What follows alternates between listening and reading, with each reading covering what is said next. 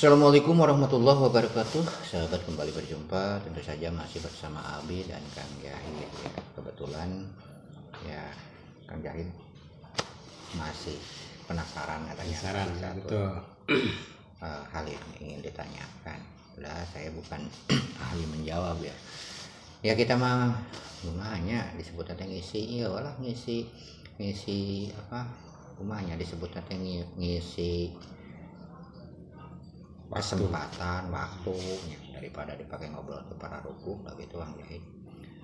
Ya silakan Kang Jahid kalau masih penasaran ya, menyangkut apa di kesempatan kali ini ya, di sore hari ini. Saya juga ini belum ganti kostum Kang Jahid ya, daripada keburu sore. Silakan Kang Jahid lah.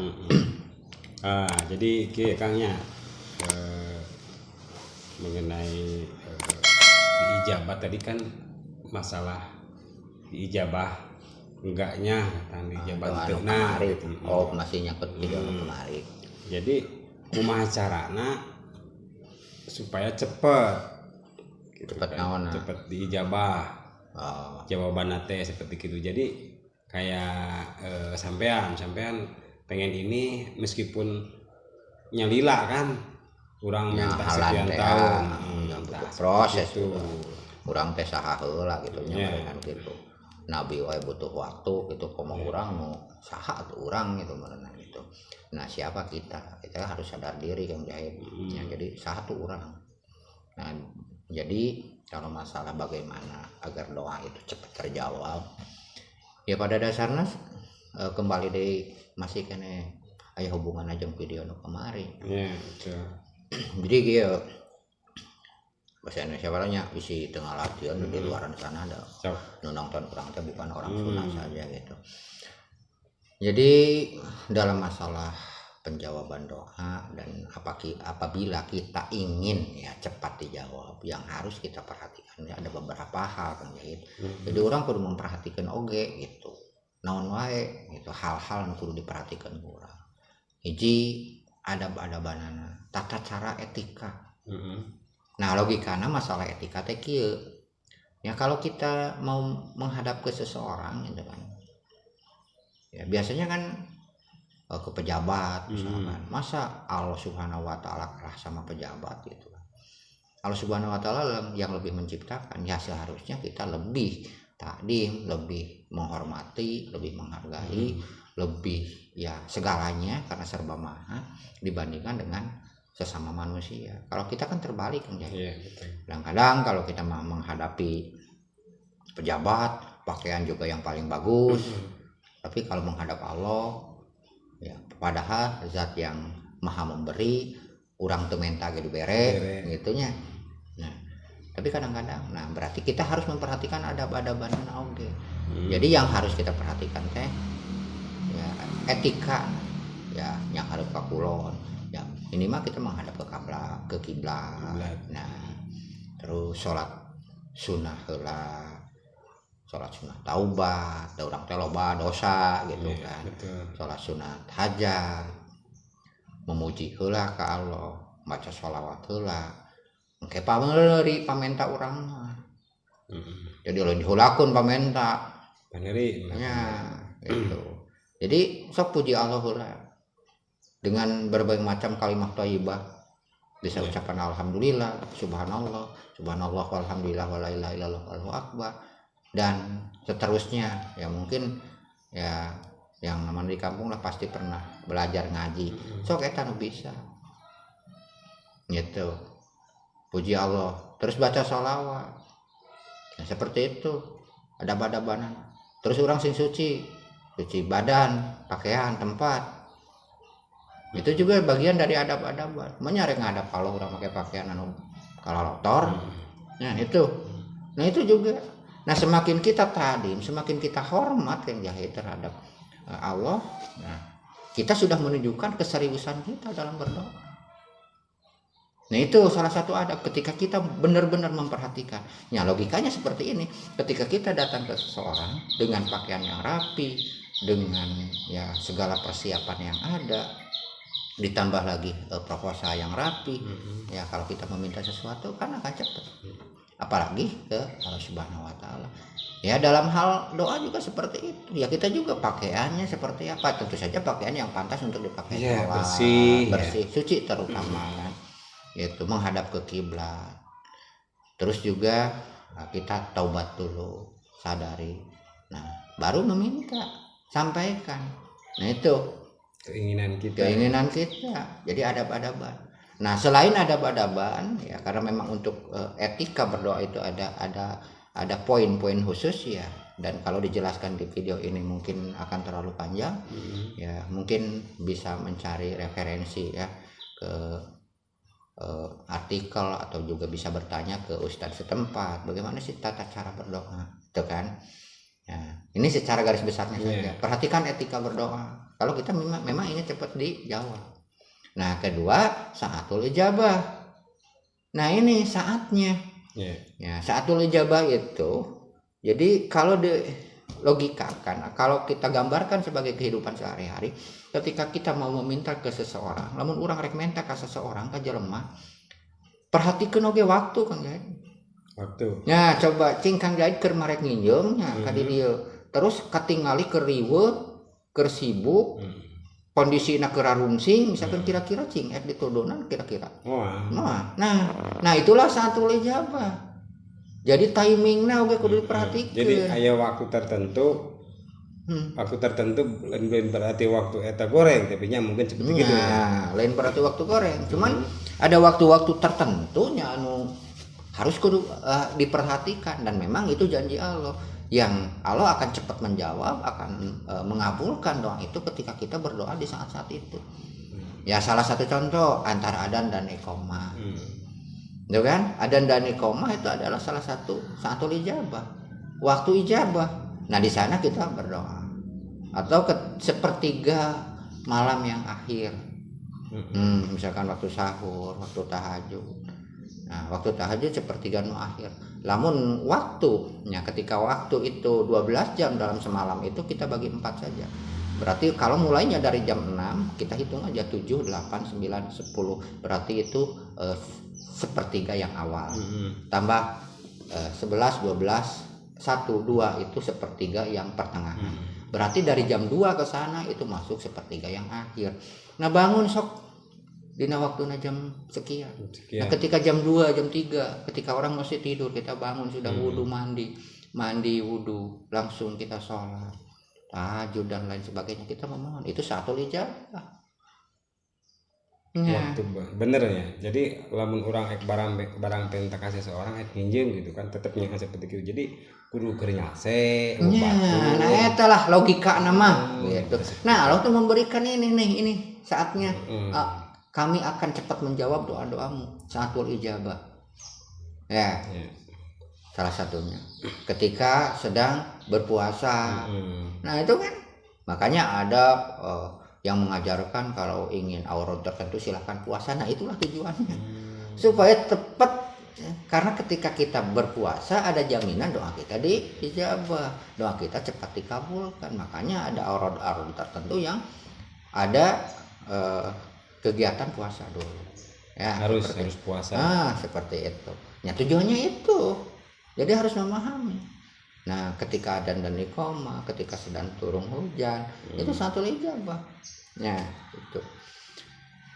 Dan untuk lebih lengkapnya silakan tanyakan ke ustadz setempat, pengajian. Yang penting ya cukuplah kita ngambil beberapa saja, misalkan antara adzan dan iqamah kita berdoa meminta. Ya, saatul ijabah. Ya. Terus kalau misalkan kalau kita punya keinginan kan kenapa tidak kita bangun tengah malam. Karena memang kalau misalkan kita sudah terbiasa nggak jadi beban. Ya tahadus bini mah anak saya yang paling kecil sudah biasa bangun malam nggak masalah. Dibawa ke masjid subuh nggak masalah. Karena memang sudah dibiasa. Sudah biasa ya. Ya biasa nggak masalah. Itu kan. Jadi kalau memang awal-awal berat ya itulah butuhnya riado, butuhnya latihan. Jadi kita latihan. Awal-awal memang berat, bisa karena biasa. Kalau sudah terbiasa itu nggak jadi beban lagi. Bahkan mungkin kita akan lupa atas keinginan kita karena memang sudah terbiasa. Jadi jangan sampai cenada nanti mal ikhlas. Ya ikhlas justru mau datang lamun orang teu prak-prak. Ya bagaimana mau ikhlas? Ikhlas itu tidak semata-mata bisa datang begitu saja, butuh proses. Ya oke lah, misalkan kita sholat duha, contoh ya, sholat duha awalnya karena niatnya pengen banyak rezeki. Nanti kalau sudah terbiasa itu bakal lupa sendiri. Sudah terbiasa saja, kayak makan, nggak ada yang perintah, kita makan aja. Jadi ngerasa aya naon encan seperti gitu. Iya. Seolah-olah kebutuhan. Nah, seperti itulah, biarkan saja. Ya, awal-awal ya biarkan. Ya justru, ya mungkinlah namun geus ikhlas mau datang. Ya, namun orang tengah biasakan. Misalkan ke pengajian lah mah ikhlas. Lamun teu datang-datang ya rahaek ikhlasna. Gitu kan? Justru dengan terbiasa nanti juga akan lupa. Awal-awal memang kayak orang yang baru tahajud. Jangan aneh orang awal-awal bertahajud, wah seolah-olah kayak udah jadi malaikat lah baru tahajud 1 minggu juga. Padahal orang lain udah terbiasa, udah nggak aneh lagi. Tapi karena memang dia kayak orang yang baru latihan silat. Ada yang nepuk dikit langsung jurus kan. Nah, seperti itulah ibadah juga. Jadi intinya kalau memang kita kembali lagi ke awal, kalau memang kita ingin cepat diijabah dalam doa, perhatikan adab-adabnya, etika berdoa. Nah, yang kedua juga kita harus memperhatikan saat-saat ijabah. Dan ada juga makom ijabah, tempat ijabah. Ya, kayak di Mekah, di Masjidil Haram itu. Ya kalau di kita mungkin makom ijabah ya kayak di tempat wali gitu kan. Itu juga oke lah, makanya banyak yang umroh gitu di sana berdoa karena ngejar apa, makom ijabahnya, tempat yang di mana kita berdoa di sana ya kita ada jaminan untuk diterima doanya, dijawab doanya. Nah kayak gitu. Nah kalau kita malah yang tidak berangkat ke sana daripada capek-capek, mendingan pertama perhatikan adabnya, etika dalam berdoa. Kedua saatul ijabah. Coba pilihlah di antara sekian saatul ijabah yang kita bisa. Ya cuman kalau saya pribadi anjurkan yaitu lebih banyak dalam sepertiga malam yang akhir. Itu paling afdol. Kenapa paling afdol? Yang mintanya sedikit. Karena kebanyakan lagi molor. Benar. Jadi lamun urang barang penta teh ulah keur loba jelema bisa. Pertama sih eta ge arek menta arek nginjem ka urang. Tapi lamun keur tengah penting jempling sepi nanti keur jelema. Kadang-kadang kan ya kesempatan lah. Terus perhatian oge, contoh. Lamun kita ada dalam ruang lingkup yang sedikit, kita akan cepat mengenal si A si B. Itu logikanya. Ya, karena memang orangnya sedikit. Tapi ketika ribuan, ya, kita kan akan kesulitan. Nah, itu begitulah. Dari waktu sahur itu, kalau misalkan kita berhitung dari mulai satu kampung, satu RT, cobalah Kang Jahid, misalkan seperti ronda keliling. Berapa gelintir orang yang bangun? Berapa gelintir ada yang bangun gapleh, misalkan itu. Bener. Lain masalah. Itu beda masalah, beda permasalahan. Tapi berapa orang yang sedang ibadah? Kalau misalkan kita mau keliling. Nah, kalau misalkan presentasikan dengan jumlah penduduk yang ada. Jadi cuma sekian persen. Ya wajar lah kalau misalkan mendapat jaminan diijabah, didengar doanya. Itu.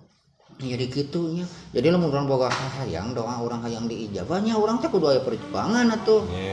Oh ya mah urang gede kahayang we unggul. Urang hayang digawe kan beneran kudu boga heula anu disebut lamaran kerja, sapola di mana anu seperti gitu, seperti gitu. Hayang ditarima teh kan tata carana teu gampang. Ngan dina masalah eta meureunna lamun dibiasakeun mah insyaallah meureunnya seperti gitu. Terus anu teh kalah penting naon istiqomah. Jadi ulah kena ayeuna ngadoa teu dijawab kan tah di video kamari kan geus dijelaskeun nya bahwa ya ada halan badalan istiqomah we urang ulah karena sesuatu yakinlah bahwa doa kita pasti diberikan antara yang 4 kan gitu ulah cenah dijawab wae cenah maju deui gitu kan kamu kutuk geneng Allah tengah jawab wae saha urang atuh gitu kan jeung Allah mah teu bisa dipaksa ku doa nyantai udah doa mah jeung kebutuhan urang gitu da saya mah doa keukeuh ya kumaha Allah we padahal mah urang mah nya Ya mungkin sebenarnya ya ulang ke lempang ke mana kan bisa kan ngadoa zikir lah, zikir hati kan. Ingat jadi ingat ka Gusti gitu kan. Bahkan aya kieu tah di weta, ketika kita ingat sedang bahagia, maka Allah akan mengingat ketika kita susah. Udah kadang-kadang jelema mah eling teh lamun keur susah. Susah bener. Ngacerit jiga nu heueuh leweh keur susah mah. Nah keur bunga mah para roho. Tah eta pantes mun Allah mah pohokeun keur sangsara urang. Bener. Jadi kudu datar, makanya itulah perlunya istiqomah. Jadi mau sedang apapun keadaan kita ya tetap kita istiqomah. Jadi yang susah senang lagi gitu. Jadi patokan utama lamun dina urang ibadah ngalakukeun doa teh nu paling berat berarti istiqomahna nya. Istiqomah. Makanya seperti tadi kan datar we urang mah gitunya. Seperti tadi pernah diceritakeun kumaha ulah karena sesuatu memang awal-awal malah meureun teh ikhlas ada duha anu tahajud karena boga kahayang engke ge leungit eta anu kusorangan gitu ngan urang jangan mimpi kita bisa mendapatkan keikhlasan ketika kita tidak ada belajar tidak ada riyadhah tidak ada istilahnya perjuangan Allah nya kudu aya perjuangan atuh tidak gampang loh ikhlas itu mahal bahkan itu menjadi jaminan diterimanya ibadah kita. Makanya tidak mudah untuk mendapatkan ikhlas itu. Ya. Dan ukarasaku saya mah kieu kan Jahit, semakin ikhlas dalam berdoa semakin cepat datangnya. Cepat pisan eta. Ya, semakin cepat. Tapi ketika kita di dalam hati ada cantelan-cantelan beban. Itu semakin menjauh ukarasa. Maka ukarasaku saya mending lempengkeun we doa. Iya, benar. Ya kumaha Gusti we.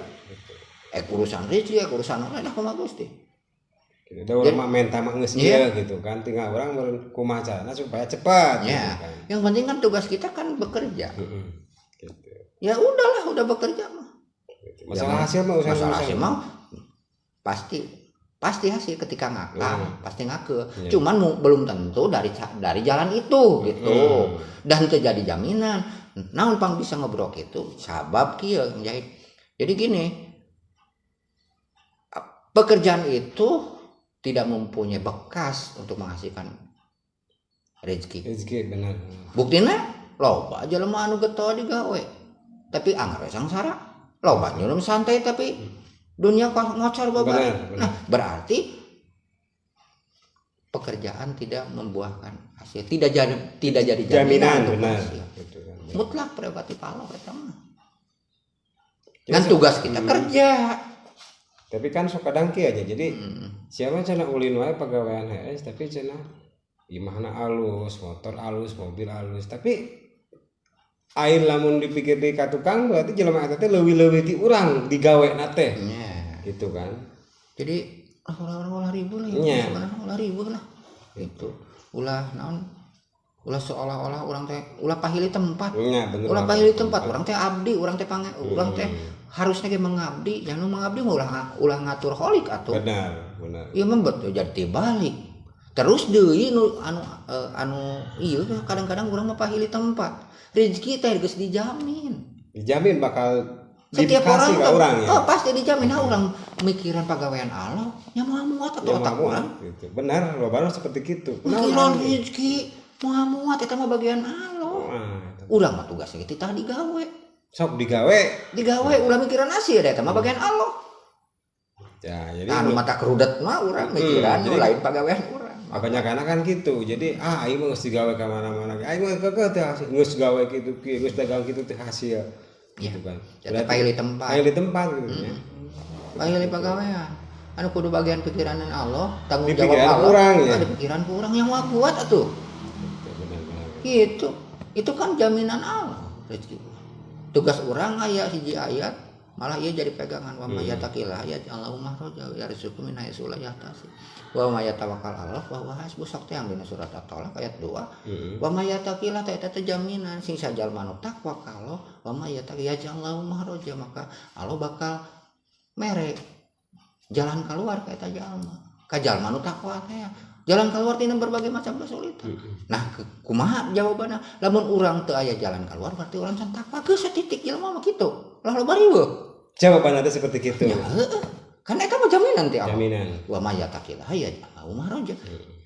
Bahwa ketika kita bertakwa Allah bakal mere jalan kaluar. Wa yarzuqu min haitsu la yahtasib kadituna tetong salah. Tah eta aya nu kudu dicekel. Jeung Allah bakal naon ngarezekian tina jalan teu disangka-sangka. Tuh. Wa may tawakkal Allah sing sajalma anu tawakal ka Allah bahwa hasbu bakal ditutupan sakabeh kabutuhanana. Bakal ditutupi semua. Jadi ringkasnya ketika kita bertakwa Allah bakal memberikan jalan keluar dari berbagai macam arah dan akan memberikan rezeki dari arah yang tidak disangka-sangka. Dan ketika kita menyerahkan sepenuhnya kepada Allah urusan kita, nah yang jadi masalah adalah kita merasa bahwa masalah itu masalah kita. Tidak ada campur tangan Allah. Ya capek we lujang dirinya mah. Bener aslina. Capeknya eta mah dirinya mah capek. Ini subuh datang maghrib. Nah gitu-gitu menang teh capek menang. Wah duitnya cenah gede. Dicokot ku anu dicokot ku gering. Weuh we anger. Nah bedana jeung nu cicing. Malah aya leuwihna sia eta maripuh. Nah ieu wa ma ya taqilah ya jalur. Jadi sok eta jadi pegangan. Sing sajalma takwa ka Allah. Naon eta takwa teh? Laksanakeun parentehan Allah sagala rupana kamampuan urang jeung jauhan larangan. Ya Allahu naon teh wa may tawai ya Allahu mahrajan bakal mere jalan keluar pasti lah. Jadi kan kadang kieu naon teh aya loba anu disebut nuncuk para ieu mah naon teh digawe teu ngadoa meureun kumaha disebut teh digawe teu ngadoa sombong ngadoa wae ini dia mah cici wae teu ngadoa terus anggar nya polontong nah, jadi kumanya kudu seimbang mah seimbang coba setan era lobara cenanya berdoa sambil bekerja sambil berdoa. Nah orang bekerja itu tugas, berdoa itu perintah. Ya sesuaikan jeung ulah sok ngatur da urang mah tugasna digawe we teu kudu mikiran aing teh hasil mah capek atuh gawe kitu mah. Mau menang-menang apa gitu. Menang-menangkeun we. Acenna ada tadi buruhan di jalan ieu engke aya. Di jalan saja. Yang ayeuna urang ngayu teu buktina. Urang capeknya. Hampir tahunan. Tapi ya kan. Apa ya kan teh nu saja? Iya, aya tulis saja. Coba lamun nganangan ieu teh bisa kabeli teh imah ieu. Moal. Teh. Riweuh-riweuh teh hirup teh. Berarti sebenarnya dihargaan ku Allah teh cuman lain tina eta. Da kacapek urang teh dihargaan. Aya saja. Riweuh teh hirup. Nah, ketika setiap orang punya pikiran seperti itu, insya Allah tenang. Dan memang, nah dikir teh kan seperti itu. Ala bidzikrillah tatmainnul qulub. Dikir teh bakal tenang hati. Dikir lain berarti ucapan lisan mulutnya ada segala. Nah, bakal tenang. Nah, ketika orang selalu berdikir tapi tak tenang, aya nu salah dina dikirna. Kitu banyak. Dan sama janji. Nah, gitulah. Jadi panjang deui itu ngobrolnya. Teman-teman seperti itulah, semoga bermanfaat ya. Jadi intinya kalau kita mau berdoa perhatikan adab-adabnya dan juga perhatikan waktunya dan juga tempatnya. Semoga apa yang disampaikan ini bermanfaat. Sampai jumpa di lain video. Mohon maaf atas segala kesalahan. Wassalamualaikum warahmatullahi wabarakatuh.